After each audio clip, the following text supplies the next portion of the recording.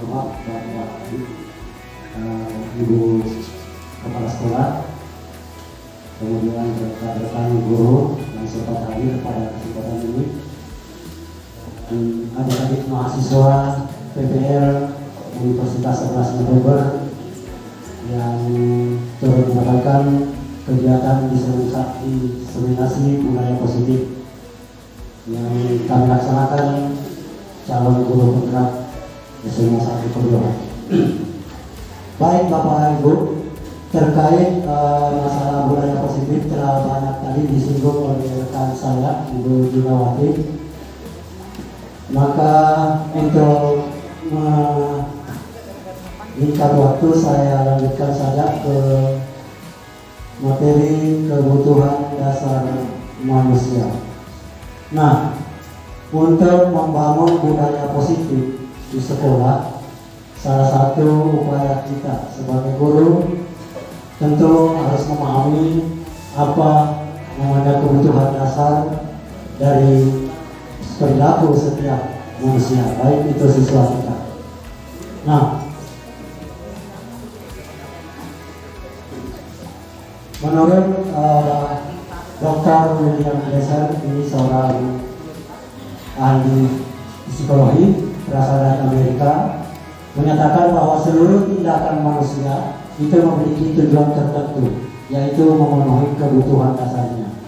Jadi ada 5 kebutuhan dasar yang harus dipenuhi setiap manusia. Yang pertama itu bertahan hidup, yang kedua kasih sayang atau rasa diterima, kemudian kebebasan, dan yang keempat kesenangan, dan yang kelima penguasaan. Jadi menurut Dr.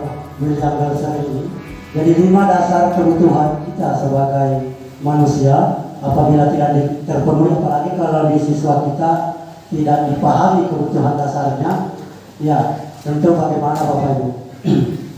Ya, ada yang mungkin berperilaku negatif di kelas dan lain sebagainya. Nah, baik, untuk kebutuhan bertahan hidup, yaitu kebutuhan yang bersifat fisiologis, misalnya kesehatan, rumah, dan makanan, tak lain juga keamanan. Nah, sebagai contoh kalau kita mungkin lapar, ya, untuk belajar, tentu motivasi kita atau konsentrasi kita atau semangat kita akan menurun. Jadi kebutuhan bertahan hidup ini yang tidak terpenuhi. Jadi kita juga sebagai guru harus memahami kebutuhan apa yang terdapat pada diri siswa tersebut. Nah, berikutnya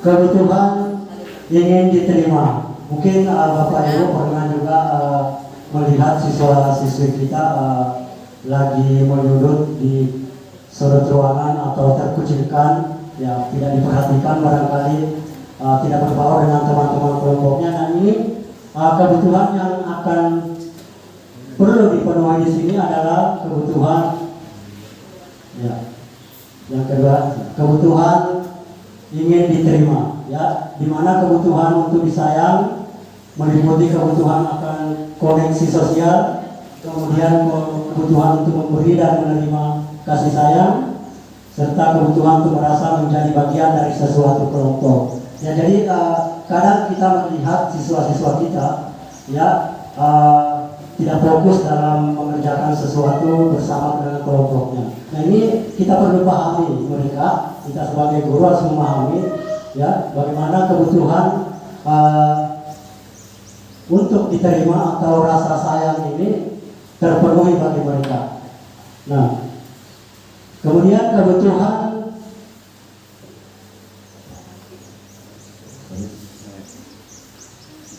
ya, yang ketiga kebutuhan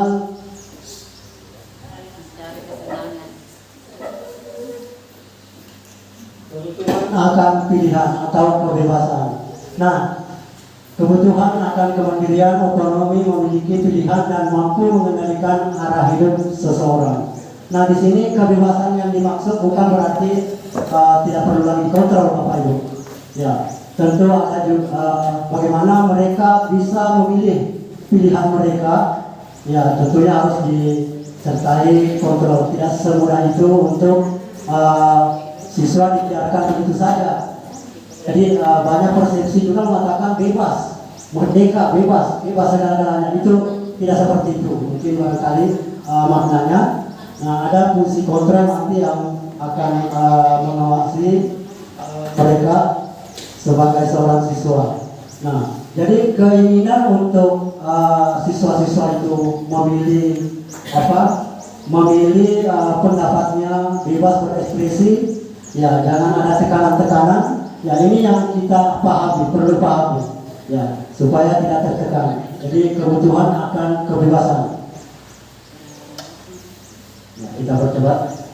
Yang keempat, kebutuhan untuk merasa senang. Ya mungkin tertawa, main-main. Ya kadang-kadang siswa kita juga secoplos itu biasa langsung tertawa di dalam kelas. Ya sebagai guru kita harus pahami juga.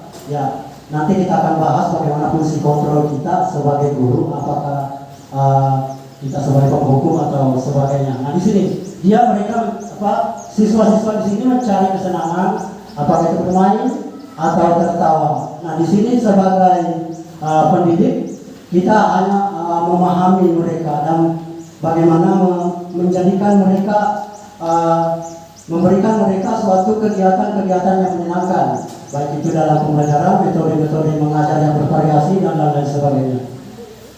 Nah yang terakhir, kebutuhan penguasaan.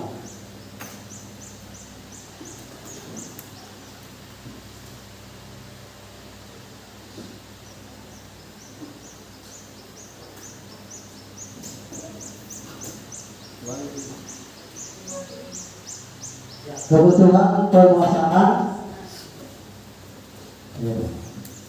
Ya jadi di sini kebutuhan penguasaan. Di sini mungkin Bapak Ibu siswa-siswa kita kalau misalnya ada yang berprestasi, ada yang kompeten di bidang ini, di bidang itu, ya tentu mereka ingin merasa dipuji atau bagaimana ya.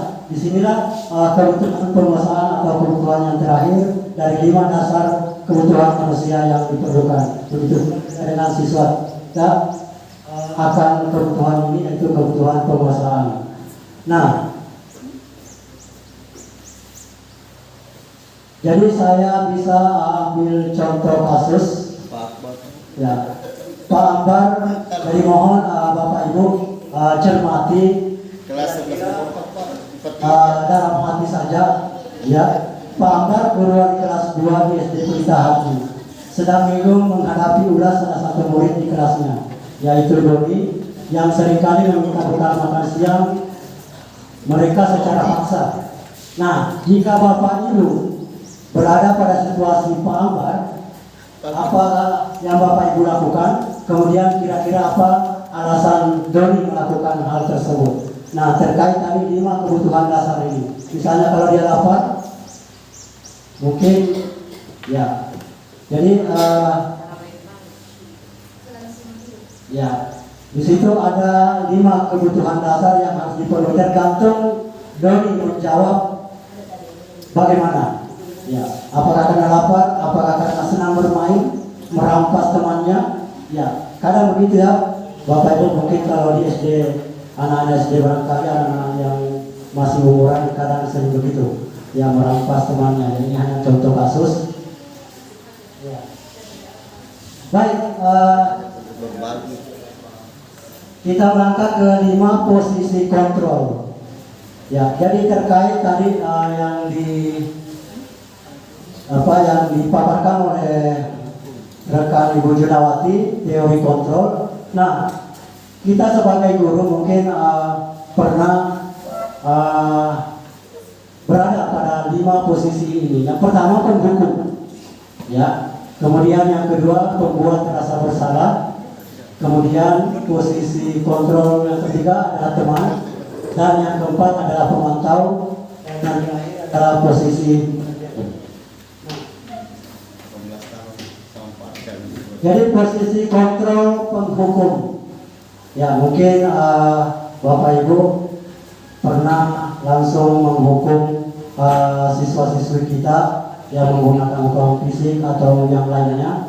Jadi di sini seorang penghukum bisa menggunakan uang fisik maupun verbal. Orang-orang yang menjalankan posisi penghukum senantiasa mengatakan bahwa sekolah itu memerlukan sistem atau alat yang dapat menekan murid-murid seperti peraturan. Nah, konsekuensi logis dari penerapan peran kontrol penghukum ini kemungkinan murid akan marah, kemungkinan mendendam. Ya, misalnya saya menghukum ini, mungkin di luar sana mungkin dia dendam sama saya. Itu posisi kontrol penghukum. Nah, saya perlihatkan satu cuplikan video, kita simak bersama.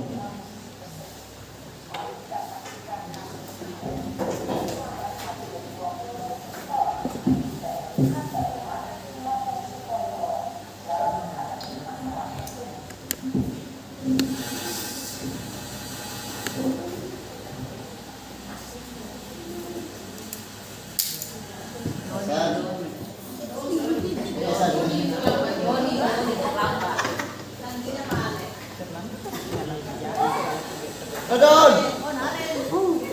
Hancur kau Dodi. Siapa nih? Kasihan kau Don. Terlambat lagi weh. Siapa ini? Terlambat terus. Gulela. Mana Gulela? Terlambat. Oh iya.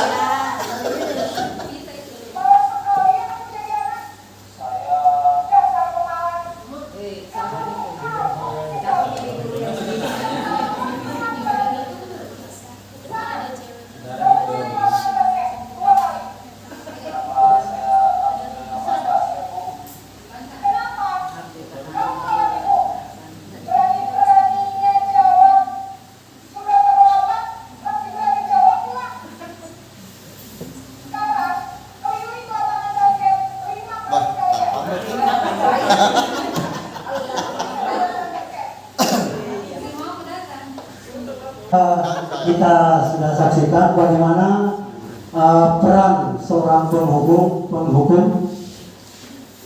Ya, berikutnya Hilang juga begitu darah.